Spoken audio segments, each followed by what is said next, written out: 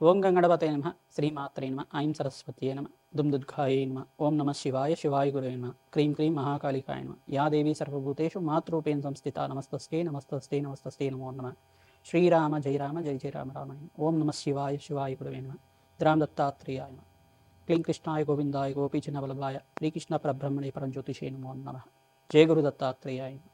YouTube ప్రేక్షకులకందరికీ కూడా నమస్కారం అండి. నేను పాలపర్తి గురునాథ్ శర్మ జ్యోతిష్యం వాస్తు సిద్ధాంతిని. మీకంతా కూడా గోచారిత్య గ్రహాల యొక్క స్థితిగతి వాటి ప్రభావం అంతా కూడా మేషాది ద్వాదశ రాశుల వాళ్ళకి ఎటువంటి ప్రభావం అంతా కూడా చూపిస్తుంది, దాని విశ్లేషణ అంతా కూడా చెప్పడం జరుగుతుంది. ప్రధానంగా చూసుకుంటే మార్చి నెల ఫాల్గుణ మాసం పౌర్ణమి వేళల్లో అంతా కూడా మంగళవారం రోజున మనకి మధ్యకాలంలో అంతా కూడా కేతు గ్రహస్థ చంద్రగ్రహణం అంతా కూడా సింహరాశిలో సంభవిస్తుంది. మక పుబ్బ నక్షత్రయుక్తంగా అంతా కూడా సంభవిస్తుంది. ఏ రాశి వాళ్ళకంతా కూడా విపరీత ఫలితాలు, ఏ రాశి వాళ్ళకంతా కూడా శుభ ఫలితాలు, మిశ్రమైన ఫలితాలంతా కూడా ఏ రాశి ఫలితాలంతా కూడా సంపూర్ణంగా గ్రహణ కాలంలో ఎటువంటి నియమాలంతా కూడా పాటించాలి. ప్రధానంగా భారతదేశంలో ఈ యొక్క గ్రహణ ప్రభావం అంతా కూడా కనబడుతుంది. కావున ప్రధానంగా అందరికీ కూడా మేషాది ద్వాదశ రాశుల వాళ్ళు ఈ యొక్క గ్రహణ నియమాలంతా కూడా పాటించాల్సిన పరిస్థితి ఉంటుందన్నమాట.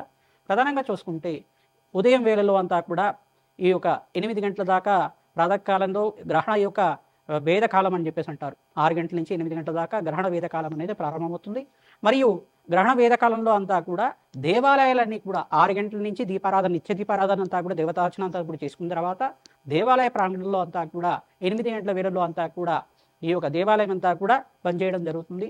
మరి గ్రహణ శుద్ధి అయిపోయిన తర్వాత తిరిగి తెరవడం జరుగుతుంది. ప్రధానంగా చూసుకుంటే ఈ యొక్క గ్రహణ నియమాలన్నీ కూడా చూసుకుంటే గ్రహణ కాలాలు ఏ కాలంలో జరుగుతుంది అని చెప్పేసి అంటే మధ్యాహ్నం 3:20 నుంచి ప్రారంభమవుతుంది. మధ్యాహ్న వేళల్లో అంతా కూడా చూసుకుంటే గ్రహణ పట్టు అంటారు, స్పర్శాకాలం అంటారు దీన్నంతా కూడా. మరియు గ్రహణ సంపూర్ణమైన స్పర్శాకాలం అంతా కూడా 5:04 సాయంకాల వేళలో అంతా కూడా ప్రారంభమవుతుంది. సంపూర్ణ విడుపు అంతా కూడా చూసుకుంటే గ్రహణ మోక్షకాలం అని చెప్పేసి అంటారు. దీనంతా కూడా 6:47 దాకా గ్రహణ కాలం అంతా కూడా సంపూర్ణంగా చంద్రగ్రహణం అంతా కూడా ఈ యొక్క కాలంలో అంతా కూడా పుణ్యకాలంగా చెప్పడం జరుగుతుంది. గ్రహణ పట్టు కాలం, విడుపు కాలం అంతా కూడా సంపూర్ణంగా విశ్లేషణ చేయడం జరిగింది. ఈ యొక్క స్నానానికి పుణ్యమైన ఫలితం అంతా కూడా గ్రహణ స్నానాలు ఆచరించడం వల్ల, పట్టు స్నానం, విడుపు స్నానం చేయడం వల్ల కోటి యజ్ఞాల ఫలితాలు తిరగడానికి ఆస్కారం ఉంటుంది. ప్రధానంగా చూసుకుంటే గర్భవతులంతా కూడా నియమాలు పాటించాల్సి ఉంటుంది. ఉదయం వేళల్లో అంతా కూడా 10:30 దాకా ఈ యొక్క భోజనాది కార్యక్రమాలు, అల్పాహారం అంతా కూడా తీసుకోవడం వల్ల శ్రేష్టంగా ఉంటుంది. గ్రహణ నియమాలంతా కూడా ఉదయం వేళల్లోనే భోజనాది కార్యక్రమాలు అంతా కూడా సంపూర్ణంగా ఆచరించాలి. మధ్యాహ్న వేళల్లో అంతా కూడా భోజనాలు చేయకూడదు.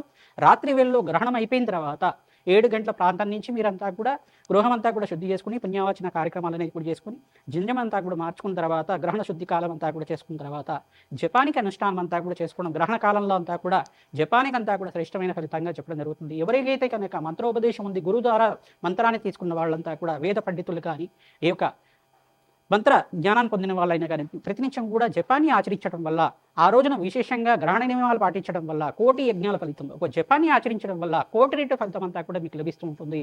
తద్వారా మీరంతా కూడా దైవతార్చన చేయడం వల్ల, దేవుడి యొక్క నామస్మరణం చేయడం వల్ల, జగన్మాత యొక్క నామస్మరణ మాత్రం చేతిని కోటి సార్లు జపం చేసిన ఫలితం అంతా కూడా మీకు జరుగుతుంది. మీరంతా కూడా ప్రధానంగా మేషాది ద్వాదశ రాశుల వాళ్ళు ఎవరికైతే కనుక దోషకాలం అంతా కూడా ఉందో, దోషం అంతా కూడా ప్రభావం ఉందో, మీరంతా కూడా తద్దోష పరిహారార్థం అంతా కూడా దానాది కార్యక్రమాలు చేసుకోవడం వల్ల శ్రేష్టమైన ఫలితాలు పొందుతారు. ప్రధానంగా చూసుకుంటే ఈ గ్రహణ కాలంలో అంతా కూడా చంద్రమా మనషో జాత అని చెప్పేసి అంటారు. ప్రధానంగా మనక్కారకుడైన చంద్రభగవానుడు అంతా కూడా కేతు గ్రహస్థంగా అంతా కూడా జరుగుతుంది. కావున ఇక్కడ ప్రధానంగా చూసుకుంటే సింహరాశిలో పుబ్బ నక్షత్రం వాళ్ళకి, మరియు మకా నక్షత్రం వాళ్ళకి, ఉత్తర నక్షత్రం వాళ్ళకి, మరియు కర్కాటక రాశిలో వాళ్ళకి కూడా ఈ గ్రహణం అంతా కూడా చూడకూడదు అనమాట. ప్రధానంగా సింహరాశి వాళ్ళు గ్రహణం చూడకూడదు. ప్రధానంగా చూసుకుంటే కన్యారాశి వాళ్ళకు కూడా వ్యయస్థానంలో అంతా కూడా ఈ యొక్క గ్రహణం అంతా కూడా సంభవిస్తుంది. కావున గ్రహణ ప్రభావం అనేది ఉంటుంది. మరియు వృశ్చిక రాశి వాళ్ళకి శుభమైన ఫలితాలు ఇస్తుంది. మరియు వృషభ రాశి వాళ్ళకి కూడా ఈ యొక్క విపరీత ఫలితాలు ఇస్తుంది. ఇక్కడ చూసుకుంటే ప్రధానంగా చూసుకుంటే ఈ యొక్క మకర రాశి వాళ్ళకు కూడా విపరీత ఫలితాలు ఉంటుంది. మరియు ఇక్కడ చూసుకుంటే ప్రధానంగా మీనరాశి వాళ్ళకి అత్యంత శుభమైన ఫలితాలు రావడానికి ఆస్కారం ఉంటుంది. మరియు ఇక్కడ చూసుకుంటే తులారాశి వాళ్ళకి కూడా అత్యంత శుభమైన ఫలితాలు రావడానికి ఆస్కారం ఉంటుంది. కర్కాటక రాశి వాళ్ళకి, కుంభరాశి వాళ్ళకి, ధనుసు రాశి వాళ్ళకంతా కూడా మిశ్రమైన ఫలితాలు, మేషరాశి వాళ్ళకు కూడా మిశ్రమైన ఫలితాలు రావడానికి ఆస్కారం ఉంటుంది.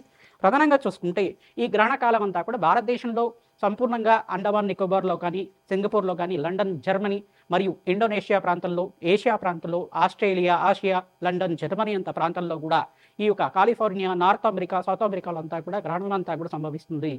మీరంతా కూడా మేషాది ద్వాదశ రాశి వాళ్ళు ఈ యొక్క తద్దోష పరిహారార్థం అంతా కూడా ఎవరికైతే చెప్పామో మీరంతా కూడా ఈ దానాది కార్యక్రమాలు చేసుకోవడం వల్ల మీ జాతకరీత్యా ఉన్న చంద్రగ్రహ దోష నివారణం అంతా కూడా నివారణ అవుతుంది.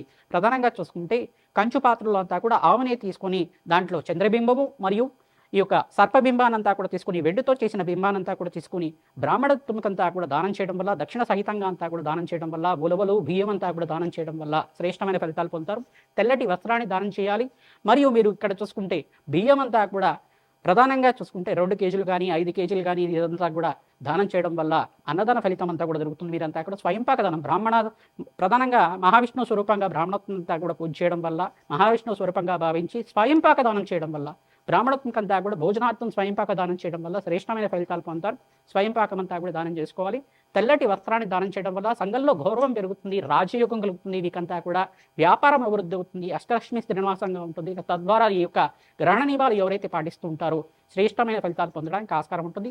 మనకారకుడైన చంద్రుడికంతా కూడా ఇక్కడ గ్రహణం కలుగుతుంది కావున మనస్సు మీద ప్రభావం ఎక్కువగా ఉంటుంది. ప్రధానంగా మేషాది ద్వాదశ రాశులంతా కూడా ప్రధానంగా చంచలమైన మనస్వభావంతో ఉంటారు కావున చంచలత్వం అనేది ప్రధానంగా ఉంటుంది. తద్దోష పరిహారార్థం అంతా కూడా పరమేశ్వరుడి ప్రీతికరంగా క్షీరాభిషేకం చేయించడం, ప్రధానంగా అన్నాభిషేకం చేయించడం వల్ల కష్టాల నుంచి బయటపడడానికి ఆస్కారం ఉంటుంది. ప్రతినిత్యం కూడా అమ్మవారి ఆరాధన చేసుకోవడం వల్ల శ్రేష్టమైన ఫలితాలు పొందుతారు. ప్రధానంగా చూసుకుంటే గోమాతకి ఎవరైతే కనుక పచ్చిక తెలగపెండి గ్రాసాన్నంతా కూడా మీరు గ్రహణ నియమాలు అయిపోయిన తర్వాత ఈ యొక్క గోమాత సేవ చేయడం వల్ల శ్రేష్టమైన ఫలితాలు పొందడానికి ఆస్కారం ఉంటుంది.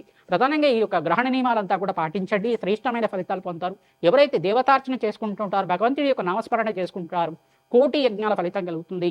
శతసహస్ర అశ్వమేధ యాగాదాలు చేసుకున్న ఫలితం అంతా కూడా ఉంటుంది. ప్రధానంగా మంత్రసిద్ధులు కానీ, జ్ఞానులు కానీ, వేద పండితులు కానీ ఎవరికైతే మంత్రోపదేశం ఉన్న వాళ్ళైతే కనుక ఆ మంత్రాన్ని, వేద మంత్రాన్ని అంతా కూడా మూలమంత్రాన్ని జపాన్ని అనుష్ఠానం చేసుకోవడం వల్ల తద్వారా మీకంతా కూడా మంత్రసిద్ధి, మంత్రజ్ఞానం పొందడానికి ఆస్కారం ఉంటుంది. తద్వారా ఈ యొక్క తద్దోష పరిహారార్థం అంతా కూడా దానాది కార్యక్రమాలు చేయడం, దశదానాలు, షోడశ దానాలంతా కూడా ఆచరించడం వల్ల మీకు యజ్ఞాది ఫలితం కలిగిన ఆస్కారం ఉంటుంది. కోటి యజ్ఞాల ఫలితం అంతా కూడా సిద్ధించడానికి ఆస్కారం ఉంటుంది. మనోవాంఛలంతా కూడా శీఘ్రంగా నెరవేరడానికి ఆస్కారం ఉంటుంది. మీ జాతకరీత్యా చంద్రభగవానుడు నీచస్థానంలో ఉన్న జాతకరీత్యా ఉన్న చంద్రభగవానుడి దోషం కానీ, ఈ యొక్క రాహుకేతు దోషాలు కానీ నివారణ అవ్వడానికి మీరు ఖచ్చితంగా ఈ దానాది కార్యక్రమాలు ఆచరిస్తూ ఉండాలి. తద్వారా మీకు శ్రేష్టమైన ఫలితాలు పొందడానికి ఆస్కారం ఉంటుంది. ప్రతినిత్యం కూడా అమ్మవారి ఆరాధన చేయండి.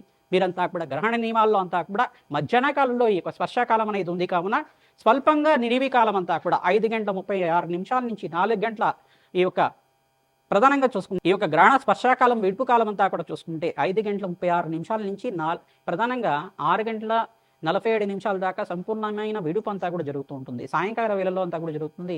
చంద్రోదయ కాలానికి ఒక 10 నిమిషాలు 15 నిమిషాలు మాత్రమే జరుగుతుంది. మనకు మధ్యాహ్న కాలంలో చంద్రోదయం కాదు, కానీ ఇక్కడ చూసుకుంటే చంద్రోదయ కాలం అంతా కూడా ముందుగానే, అంటే మనకు భారతదేశంలో అంతా కూడా చంద్రోదయ కాలం ప్రధానంగా చూసుకుంటే 8:30 నుంచి 9 గంటల ప్రాంతంలో కానీ జరుగుతూ ఉంటుంది. మరియు ఇక్కడ చూసుకుంటే ఈ రోజున ఈ యొక్క పౌర్ణమి వేళలు, ఫాల్గుణ మాసంలో పౌర్ణమి వేళల్లో అంతా కూడా మంగళవారం సంభవించింది కావున ప్రధానంగా ఇక్కడ అంగారకుడు సంబంధించిన రాశులు కానీ, మరియు చంద్రుడు సంబంధించిన రాశులైనా కానీ, చంద్రుడు నీచ స్థానంలో ఉన్న రాశులైనా కానీ మీకంతా కూడా జాతకరీత్యా ఉన్న దోషాలకి పరిహారం ఆచరిస్తూనే ఈ యొక్క తద్దోష పరిహారార్థం గ్రహణ నియమాలంతా కూడా పాటిస్తూ దేవతార్చన చేసుకోవడం వల్ల భగవంతుడు యొక్క నామస్మరణ మాత్రం చేతిని కోటి యజ్ఞాల ఫలితం కలుగుతుంది. మీరంతా కూడా గ్రహణ నియమాలు పాటించండి, పుణ్యస్థానాలు ఆచరించండి. తద్వారా శ్రేష్టమైన ఫలితాలు పొందుతారు. మకర రాశి జాతకులకి ఫాల్గుణ మాస పౌర్ణమి చంద్రగ్రహణం అంతా కూడా సంభవిస్తుంది. మంగళవారం రోజున కేతుగ్రహస్థ చంద్రగ్రహణం అంతా కూడా సింహరాశిలో సంభవిస్తుంది. ప్రధానంగా చూసుకుంటే మకర రాశి జాతకులకి అష్టమ స్థానంలో సంభవిస్తుంది. కానీ మీకంతా కూడా ఇక్కడ విపరీత ఫలితాలన్నీ చెప్పడం జరుగుతుంది. అంటే ఇక్కడంతా కూడా మకర రాశి వాళ్ళకి ప్రధానంగా దేవతార్చన చేసుకోవడం, భగవంతుడి యొక్క నామస్మరణ చేసుకోవడం వల్ల మీకు సంపూర్ణమైన జగన్మాత అనుగ్రహం అంతా కూడా సిద్ధించడానికి ఆస్కారం ఉంటుంది. ప్రధానంగా నల్లనూలు దానం చేసుకోవాలి, బియ్యాన్ని దానం చేసుకోవాలి, ఉలువల్ని ప్రధానంగా దానం చేసుకోవాలి. మీరంతా కూడా చూసుకుంటే ప్రధానంగా మీరంతా కూడా ఉలవలే దానం చేసుకోవడం, వెండి సర్పాన్ని, చంద్రబింబాన్ని అంతా కూడా దానం చేసుకోవడం, కంచు పాత్రలంతా కూడా ఆవుని పోసి ఆవుని అంతా కూడా బ్రాహ్మణత్వం దానం చేసుకోవడం, దక్షిణ సహితంగా దానం చేసుకోవడం వల్ల రాజయోగ ప్రాప్తి కలుగుతుంది. బియ్యం దానం చేయాలి, తెల్లటి వస్త్రాన్ని దానం చేయాలి. ఈ యొక్క చంద్రుడికి ప్రీతికరంగా మనకారకుడైన చంద్రుడి యొక్క ప్రభావం అంతా కూడా గ్రహణం రోజునంతా కూడా ఉంటుంది కావున దోష పరిహారార్థం అంతా కూడా జపము హోమాది కార్యక్రమాలు ఆచరించుకోవడం, నవగ్రహ శాంతి పూజలు ఆచరించుకోవడం వల్ల రాజయోగ ప్రాప్తి కలుగుతుంది. దత్తాత్రేయ శాంతి హోమాది కార్యక్రమాలు ఆచరించుకోవడం వల్ల గురు కటాక్షం సిద్ధిస్తుంది. జగన్మాత అనుగ్రహం అంతా కూడా సిద్ధించడానికి ఆస్కారం ఉంటుంది. శ్రీమాత్రే నమః.